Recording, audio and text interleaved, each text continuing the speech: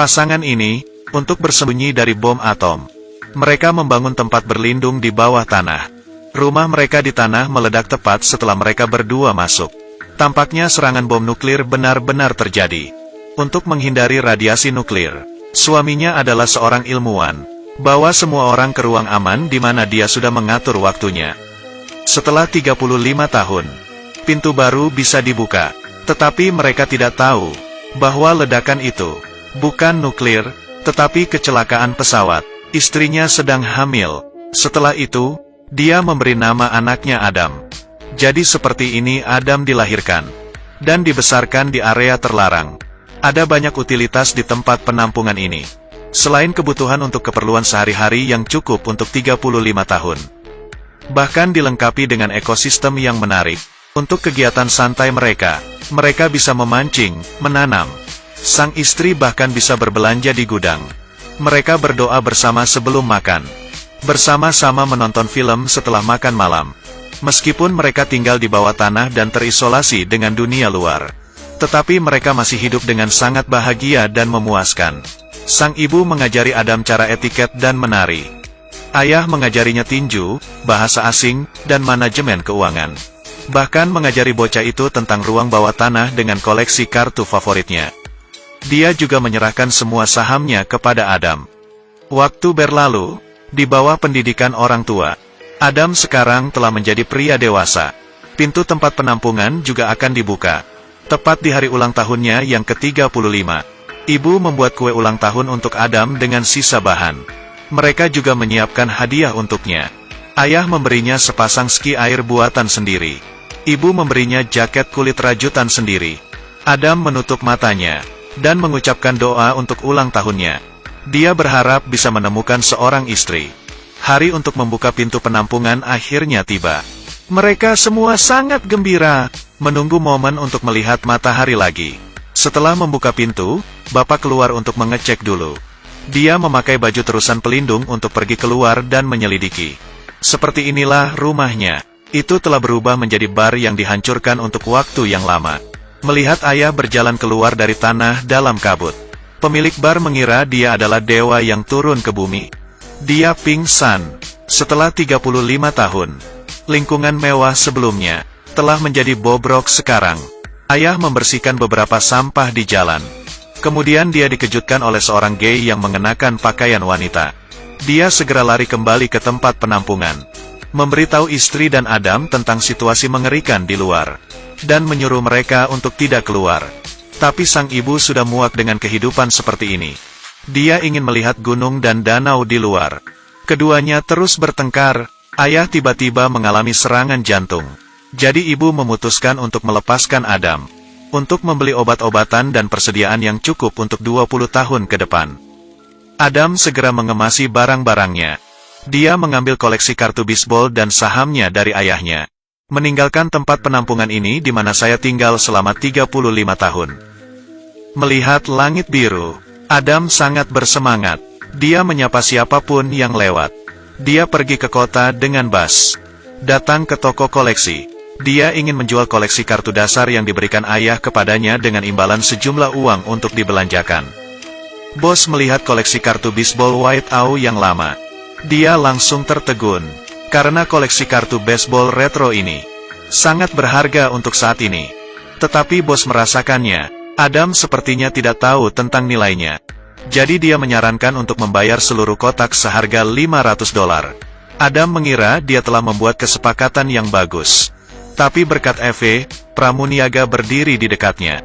Katanya satu kartu di kotak ini bernilai $6.000. Intervensi Eve membuat bosnya marah. Jadi dia segera memecatnya. Adam jatuh cinta pada gadis yang baik dan antusias ini pada pandangan pertama. Dan ingin lebih banyak berbicara dengannya.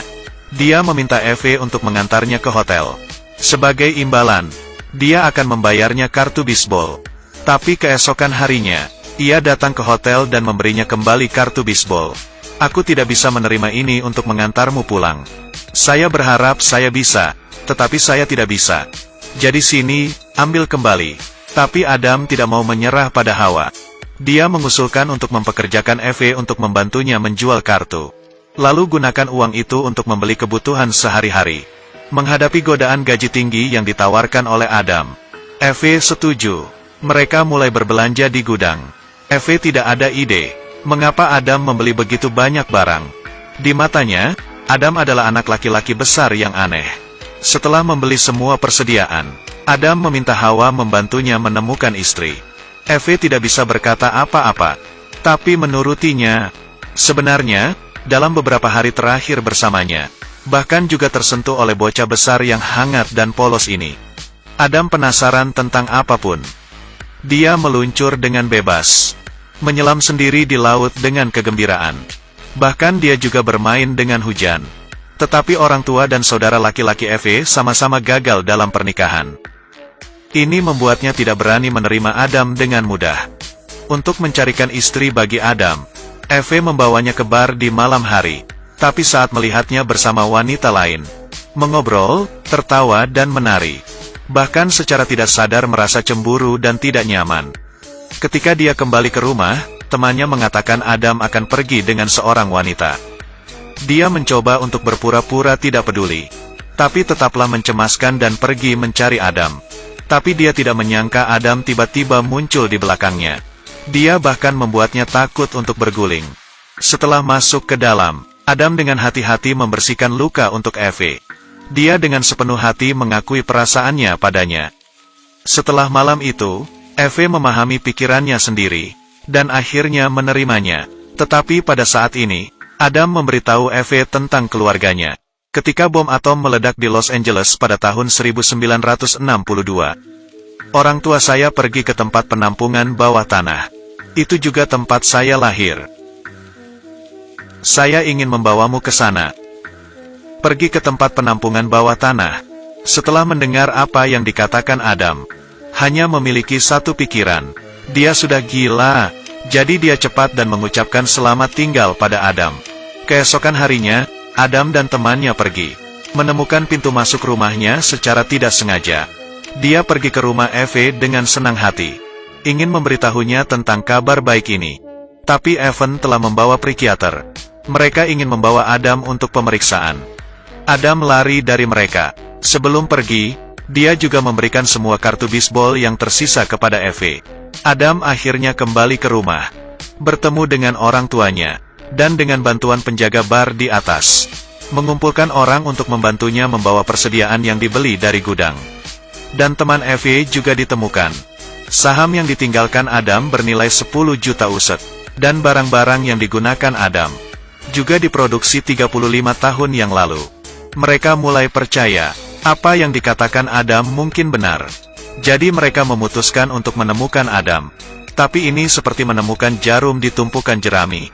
Keduanya tidak mendapat apa-apa dan merasa frustrasi. Eve dengan putus asa melihat orang-orang berjalan. Dia tidak tahu apakah dia bisa bertemu Adam lagi di masa depan.